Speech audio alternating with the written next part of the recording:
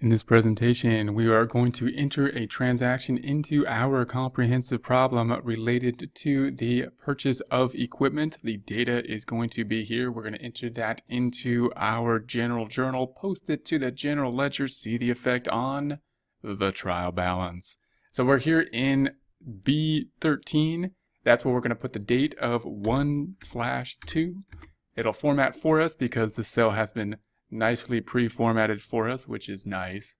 Then we're going to say we bought equipment for cash. So we bought equipment for cash. Our question then, is cash affected? It is. It's going to be going down. So we're going to do the opposite thing to it, which in this case is a credit. So this is a debit represented by not having brackets. We're going to do the opposite thing to it, a credit, to make it go down. So we're going to copy the cash. I'm going to put that on the bottom of the date. So we're going to put the credit on the bottom. So we're in cell C14. C14 is right here. We're going to right click and paste 1, 2, 3. I'm going to increase the indenting, which is probably done for you already. If you can't do it this way, you can double click on it and hit the space bar like this. 1, 2, 3. I'm going to undo that. And I'm going to do it by going to the Home tab, Alignment, and Increase Indenting. So it's a nice function to know about. And then we're going to go in the credit side, and we're going to be purchasing it for $40,000. I'm going to do that with a negative 40,000 in the credit side, representing the credits with a negative number. We are then in cell D13. I want to put the positive 40,000 here. I'm going to do that by a little formula by saying negative of that number, taking that number, flipping the sign of it, and putting the positive 40,000 there. Then we're just going to put this account that we got. What did we get? Equipment. Now, if you look in the trial balance, of course, the equipment is not in the income statement. It's not equipment expense. Why? Because we are not going to consume it at the point of purchase in order to help generate revenue. It's going to be there for a long period of time and therefore goes on the books as a type of investment, a type of asset, which we will then use and allocate the cost for over the life of that equipment. So in L10, we're going to right click and copy. We're going to put that up top in C13, right click and paste, 1, 2, 3. So there we have it. Now we're just going to post this out. So here's the equipment. Here it is on the trial balance. And we're going to find that same information on the general ledger. Now I'm going to try to freeze the panes in order to practice freezing the panes here. So to do that, I want to go to the left just a little bit, or to the right just a little bit. I'm going to scroll to the right with this button, so that B is flush with the end of the cell here. Then I'm going to go all the way to the top, and I want to put my cursor in F1, and then I want to freeze the panes. We want to freeze the panes so that cells or rows or columns B through E do not move as we scroll to the right. So to do that, we're going to go to the View tab up top.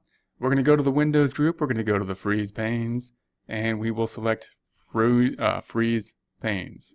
So now when we go right, those windows stay there, which is nice. So now we're going to go back to the left.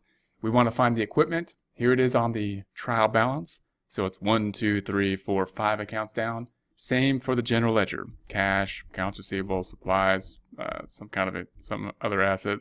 And then here's the equipment in W10. So we are in cell W10. W10.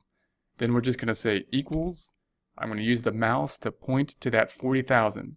Remember, we always want to use formulas here, or it'll make it easier. You don't have to. You can put in 40,000, just type it in there. But if there's a problem, it will be harder to figure it out. So we got the 40,000, bringing the 20 up by 40 to 60.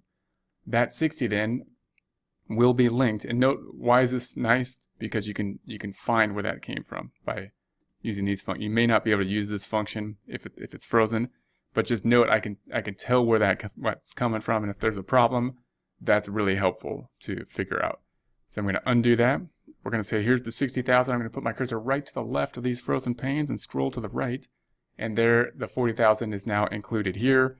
That 60,000 being made up of this 20,000 and this 40,000. I'm holding down Control, so I'm highlighting those non-adjacent cells, and here's the 60,000. So Excel adds it up for us, so we don't have to think at all. It's great. Okay, so then the next thing that we have here is we got the equipment in the cash. So here's cash. Here's cash up top, first account.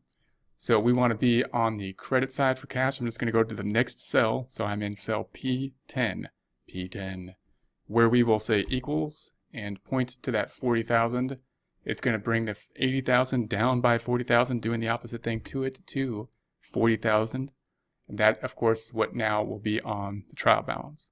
So if we scroll back down, we can see the effect on the trial balance. The debits and credits are now in balance, indicated by the debits minus the credits equaling 0.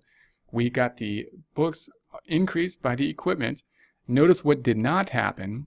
We did not decrease or have any effect on the income statement. Nothing has happened to the income statement thus far. Revenue minus expenses is 0. You might say, well, why is that? We bought the equipment in order to help us, run the business, because we haven't used it yet. We haven't consumed it. The equipment has not. It's just sitting on the books. Theoretically, we could sell it right now for 60,000. Obviously, we can't because you wouldn't be able. But theoretically, you could sell it for the 60,000. You'd be okay. Once we start consuming it, then we're going to allocate that cost as it's being consumed in the format of depreciation.